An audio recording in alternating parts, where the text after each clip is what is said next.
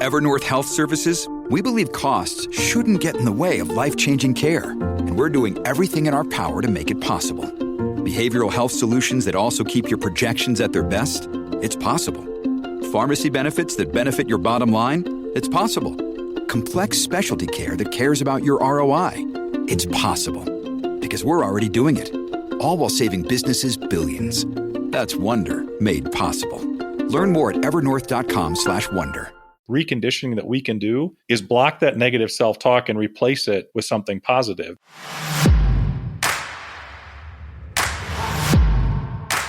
Hey, Millionaire University Nation. This is Brien Gearin back with you on the Millionaire University Podcast, if you have been with us before. But if you haven't, this is your first time around here, we hope you stick around and like what you hear. It's a pleasure to have you. And today, I am really excited to introduce my guest, Mike Oster. He is a Brigadier General in the United States military. He's a business owner. He's a father.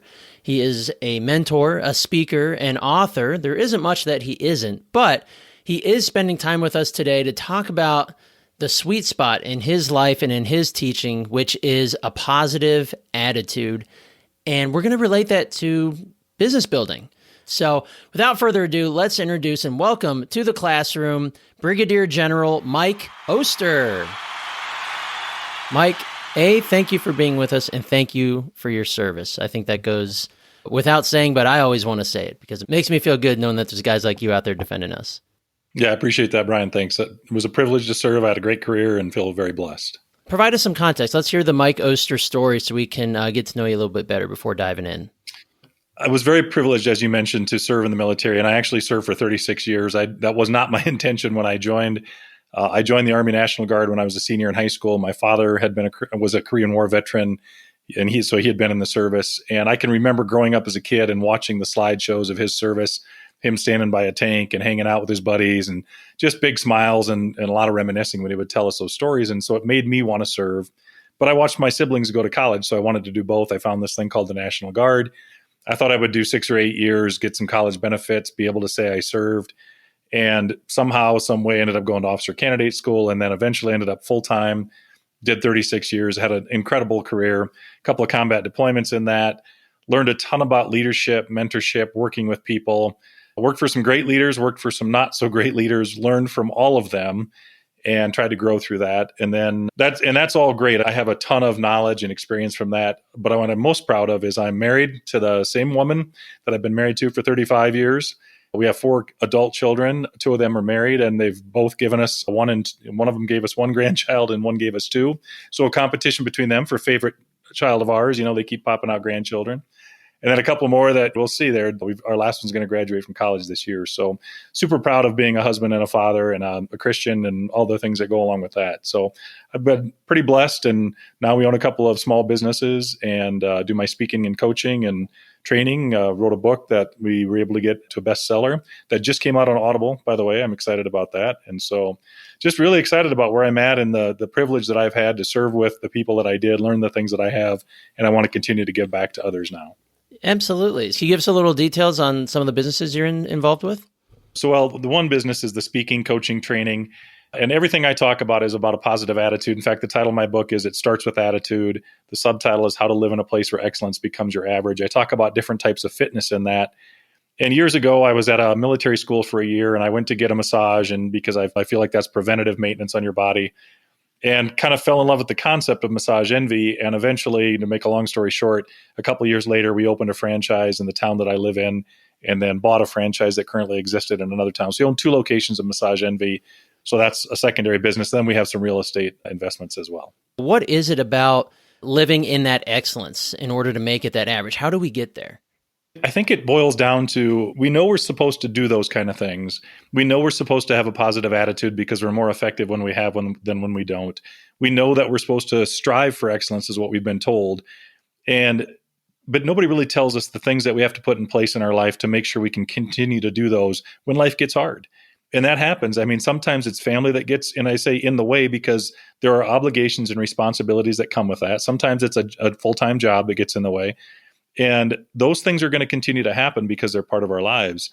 So that's going to be a hurdle that we have to know is coming. It's the ones that we don't see coming that give them pause or make them take a step back. And instead of growing through that challenge, they feel like they're going through that challenge. And so I think the first thing for me is perspective, is knowing that things are going to come at you and you can either go through them or grow through them. You can see them as issues in your life, or you can see them as opportunities in your life. And so making a choice on the lens through which you see your life happening and the things happening around you is the first thing.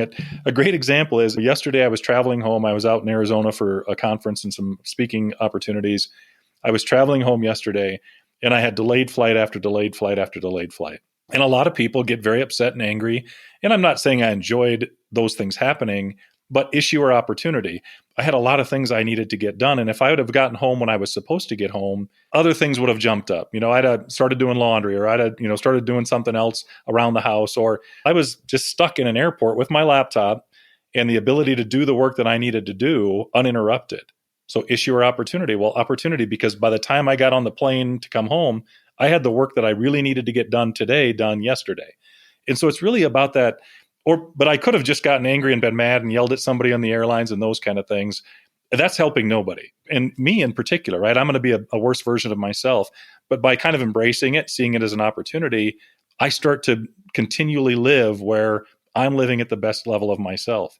And that doesn't mean that it's not hard, or that it doesn't mean I'm perfect at it, because there probably were even times yesterday where maybe I was sliding a little bit to the negative side, but it's just trying to strive for that all the time. And I'm just doing that to be the best version of me. I'm not competing against other passengers and how they react. I'm just trying to be the best version of me. So to me, the first step of all of that is making sure the perspective through which I see my life happening is one of positivity and opportunities rather than issues. And that is a huge foundation. If we can just get there, that's 80% to me.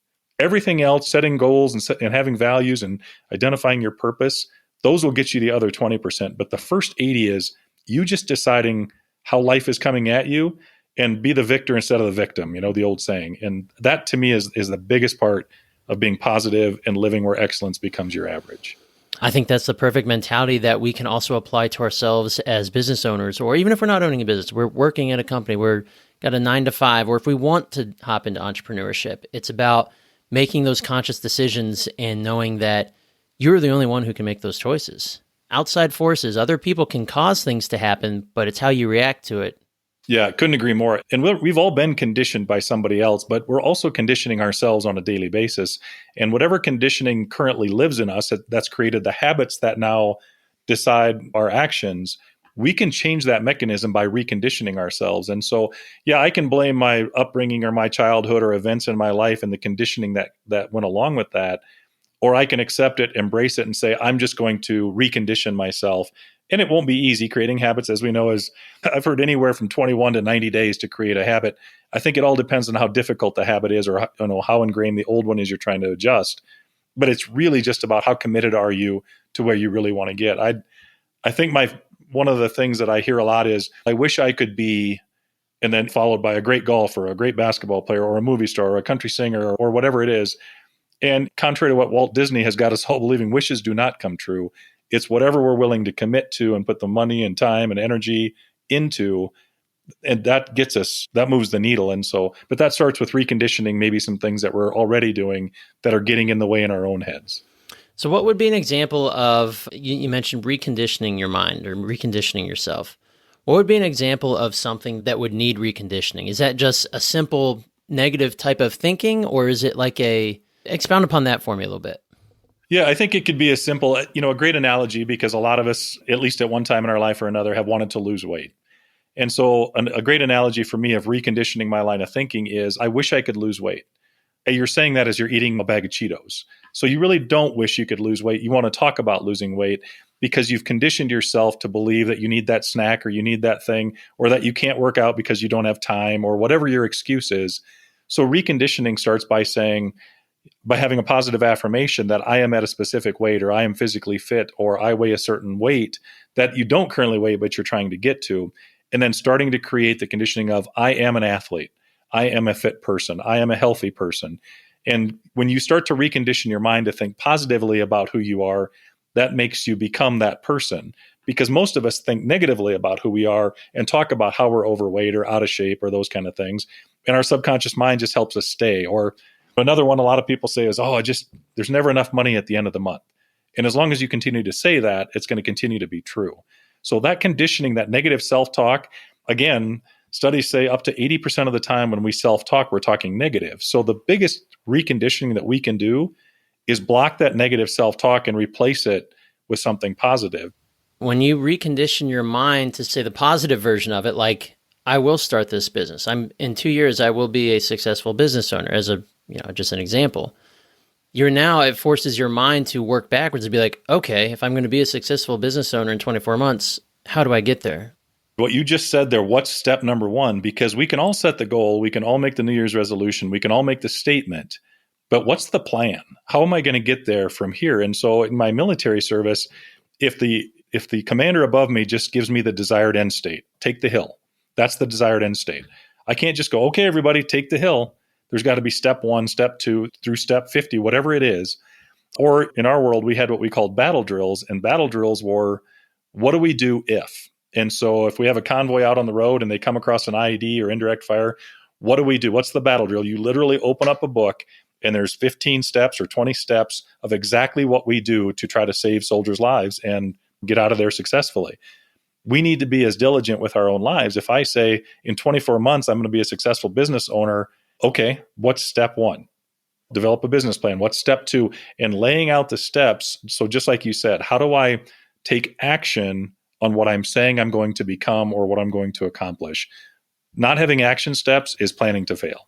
I'm glad you brought up the military in this, because that's where I kind of wanted to take this. Was this mindset, the ability, and maybe you were born with it. I don't know about you personally, Mike, maybe you were born with the positive mindset and learning it as you grew up, but was it the military? Did they have, part of me feels like this has to be a natural trait, or at least a trait that can be learned by soldiers. Because when you're out there in the heat of battle, I can't relate, but I can imagine being out there in action, you have to have that positive attitude and positive mindset, because if you don't, it seems to me, if you don't have it even for a split second, that could be deadly. Yeah, I absolutely believe you can learn a positive mindset, because we have learned a negative mindset. If you have a negative mindset currently, you've been conditioned for that. You've been taught to believe that the world is out to get you, or that there's a cloud hanging over your head, raining on you and nobody else all the time. Those are learned behaviors and learned things. And I believe we can unlearn those and learn new things. And it's really how high are the stakes. And so I always tell people, when you're on the battlefield and lives are on the line, the stakes are pretty high, right? They're as high as they're ever going to be. Living where excellence is your average, believing that you absolutely can, having that positive mindset is incredibly important. But think about what you're doing right now. You're raising 3, just about to be 4 children. Those stakes are as high, if not higher.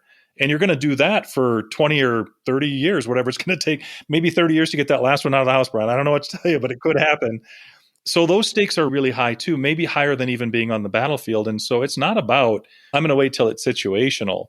We're all dealing with something where if you're going to give me your time, the most important resource you have, we should be wanting to do that at a level where excellence is our average, and be so passionate about it that we're willing to invest our time, that having that positive mindset and being our best self is so important, no matter what it is. And it's reconditionable if you want it to be, and you really are willing to make the commitment. And it really boils down to that. Are you willing to do what it takes to get there, just like everything else in life? Well, and it kind of seems like that positivity, that reconditioning and ingraining that trait in oneself is, even if things aren't going well for you, maybe you do have a rain cloud that's pouring on you, maybe you're buried in debt, or you're stuck at a dead-end job, you're scared to take a leap to do your own thing, or you've got 3 kids and you've got whatever. We all have our problems.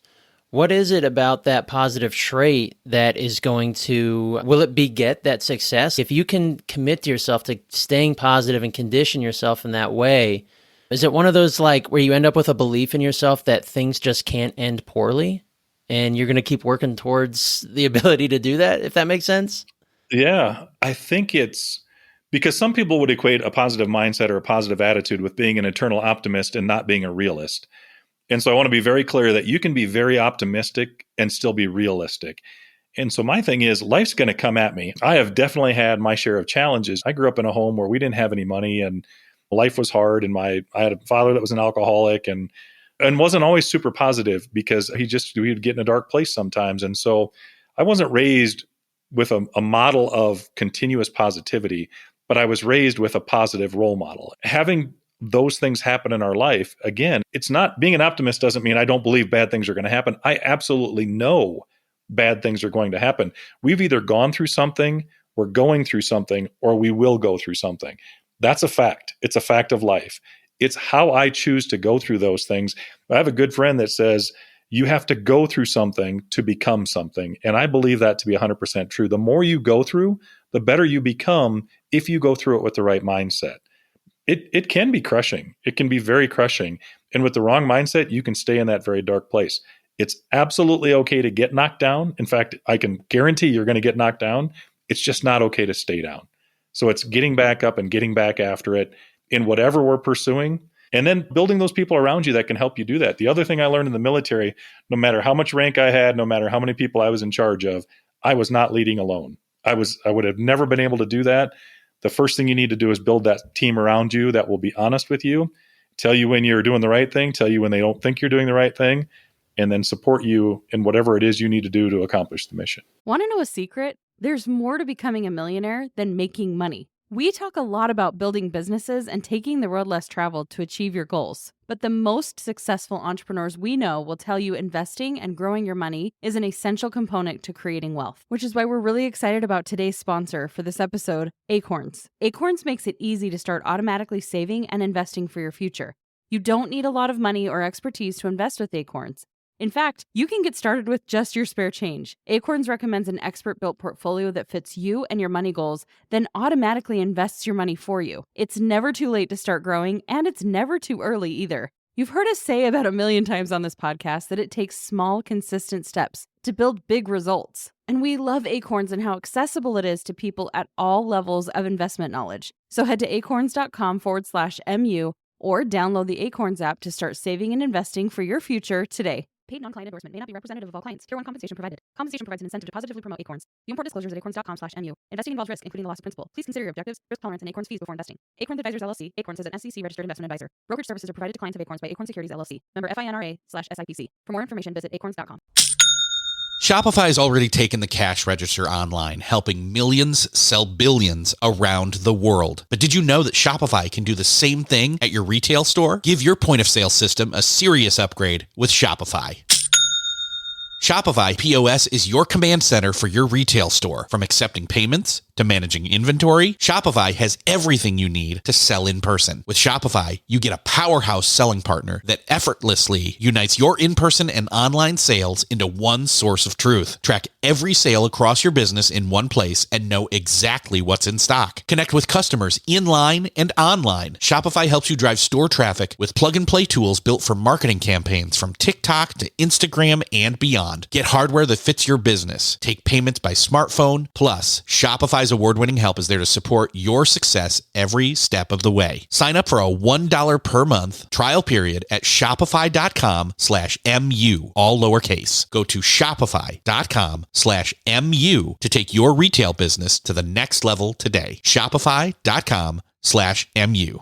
I think that's a perfect example because it's one thing, even if you're a solopreneur, like everything is up to you. But there's outlets, like there's friends or family or other people in your business network who can tell you that, hey, I don't know if that's such a great product to offer. Maybe your service could be improved in this manner. So it's being able to take that criticism and almost like you said, lead together, right? Take that feedback and improve upon yourself. I wanted to ask you, with all your experience in the military, and taking the leap into entrepreneurship. So when you got into the franchising model with Massage Envy, what was it like for you in your mindset? Was it a scary type of endeavor? I know it's not inexpensive to get into franchising a lot of the time, depending on the avenue you take. But for you, was that, in your mind, was that a huge leap that was very different from anything you've done in the past? It was. I mentioned I joined the National Guard. In the first 14 years I was in, I served part-time 1 weekend a month, 2 weeks a year. And I had started out in the banking industry and I worked in that for a few years. I was also, and that's a whole nother story for another time, but I was also an elected official at the age of 22 as a city commissioner. And through that exposure, saw an opportunity to start a business when I was 25 years old. And I started a human resource and labor relations consulting firm. So my first venture into the entrepreneurial world was in that Oster consulting business. And that was great. And I was having some success in what we were doing. And we were working mostly with cities and counties and small businesses. And it was HR before HR was HR. And this was back in the mid 90s, and had an opportunity to go full time for what I thought was going to be a couple of years working for our then Adjutant General. So I stepped away from that. I had a couple of people running it for me. And in the 2 years that I was working for him, 9/11 happened. And when that happened, it created deployment opportunities for me. And the longer I was away from that business back then, the harder it was to keep it afloat and come back to it. And so I made a commitment to stay for 20 years of active duty in the National Guard. And then at the end of that, came back out and then repurposed what I was doing on the entrepreneurial side. But that was all small business, self-employed, do your own thing. Leaping into a franchise and a several $100,000 build out and a 10-year lease and commitment to those kind of things, very different. And for a guy that's walking away from a career where I was going to have a nice pension and that just wasn't how I was built or who I was. I put all that on hold to do my military because I felt called to do that. So I was excited to get back into it, but, scared. And of course, my wife and I would jumped into that together. So you got to have if you're married, you need to be jointly invested and believe that you can do that. And even as a solopreneur, as you're saying, I think instead of a board of directors, which you may have in a corporation, you need a board of believers. The people that, and not believe in what you're doing, but believe in you.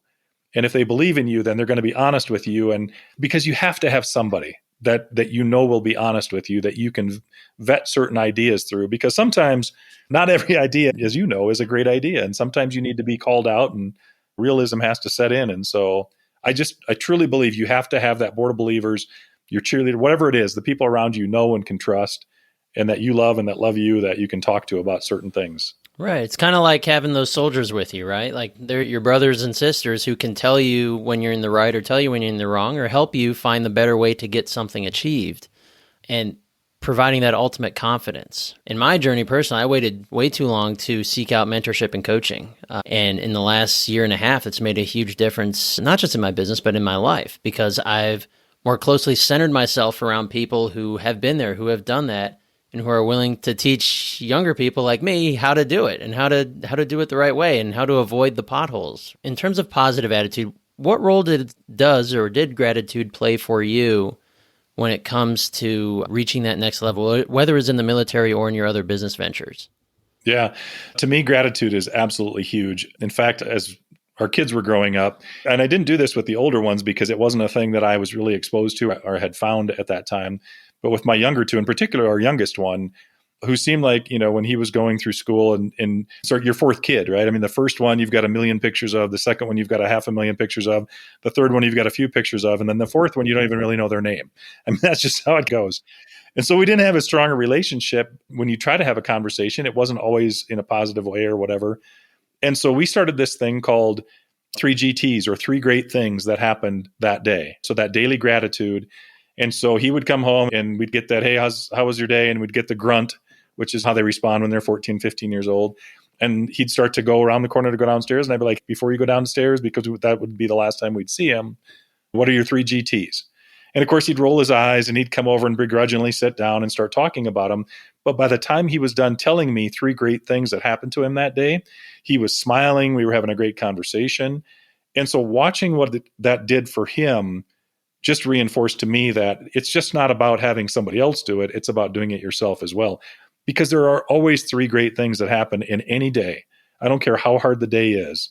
There's 3 great things. Some of it is I was able to get out of bed and I'm still here at the end of the day. That might be 2, and you have to find 1 more because some days are really hard.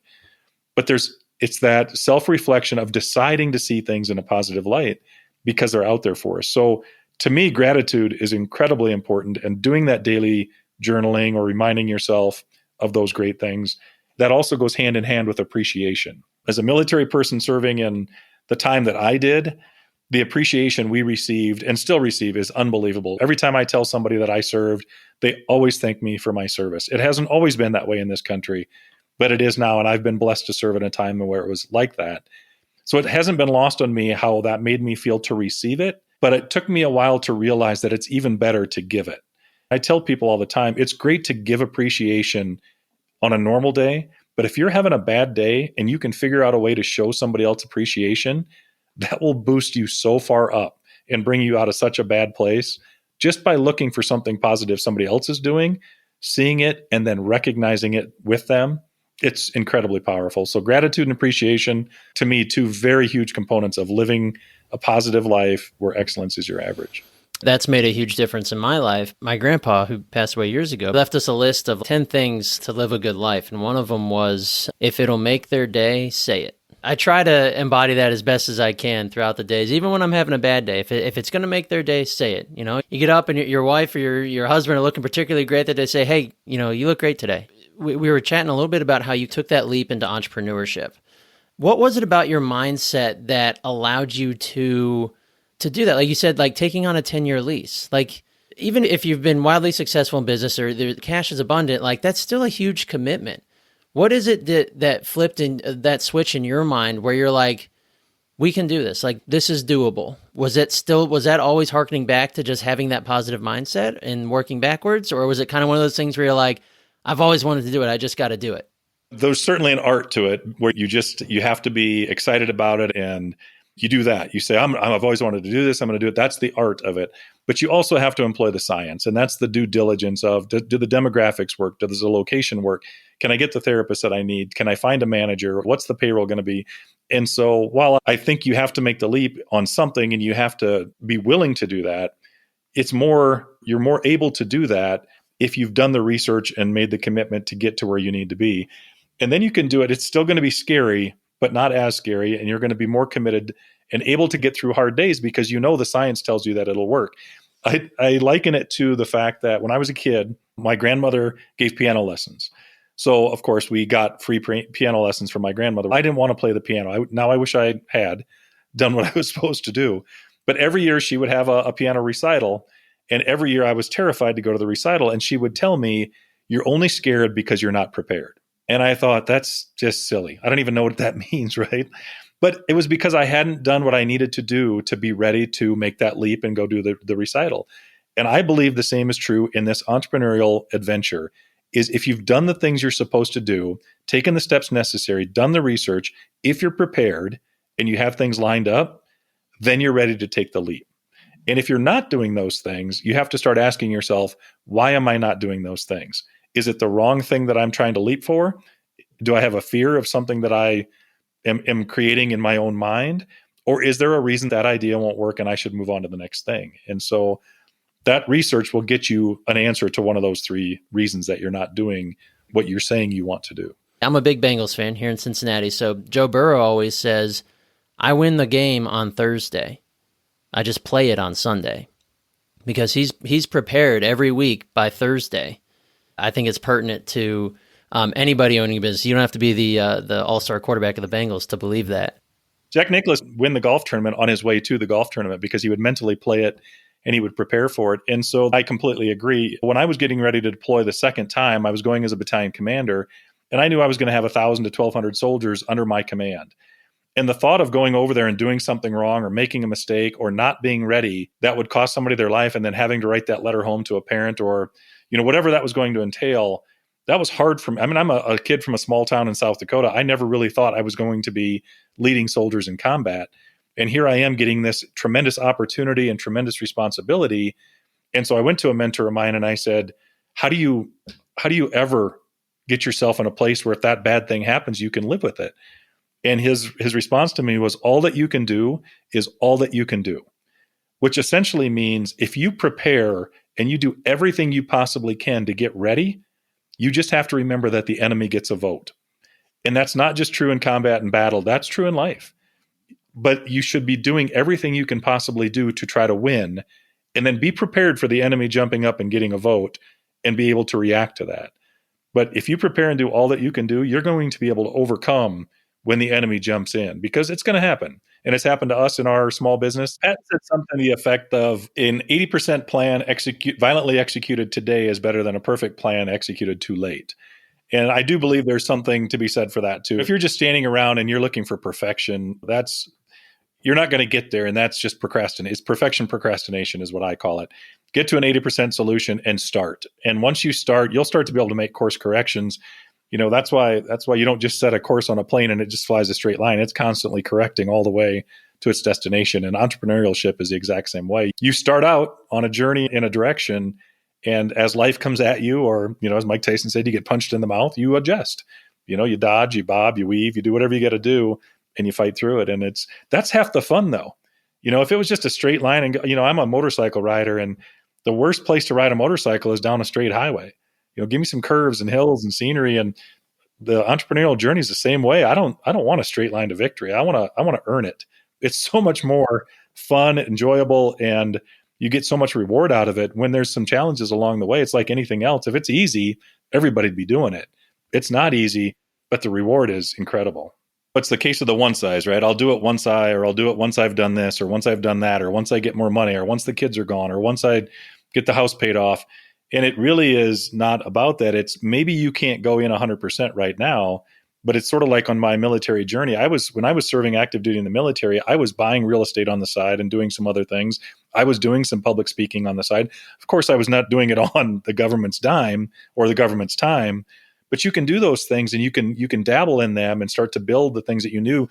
All that research and that due diligence, that can be done while you're still working a full-time job, and you can keep that income source while you're doing some of those other things. What it really boils down to is, are you using your time the most effective way that you can? Because that's the number one thing when people say, well, I want to, but I don't have time. And I usually tell them that I believe you have the time, you just haven't made it a priority. Because if you structure every day and if you started acting like an attorney and you started tracking every 15 minutes of the day, because that's how they bill us, right? They track every 15. If we started tracking every 15 minutes of our day, I think people would be mind blown of how much of their day could be repurposed to chase this entrepreneurial dream. Because right now, they're not using it. And so that's the big thing. Is it a priority? And if it's not a priority, then maybe it's not the right dream or not the right place for you to be going.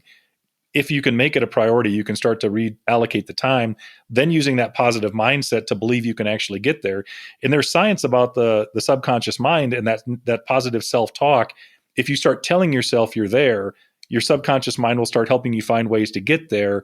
Instead of that negative self-talk, your subconscious mind is helping you not get there. And so I'm going to use my subconscious mind for good instead of evil. I want to be the hero in the comic book, not the villain. And so I try to positive self-talk. That negative self-talk is in there. That voice is in there. And so sometimes we got to block them and come back with some positivity. But yeah, that's the key. That positive self-talk, believing I can get there, making it a priority, using my time for good, are all things to get us going in that entrepreneurial direction. If you want to gain 7 hours a week of time, go to bed an hour earlier and get up an hour earlier, because that extra hour in the morning is almost always productive. But that last hour of the night is almost never productive. Shifting that one thing can gain you 7 hours a week. It's a matter of priorities, principles, and positivity.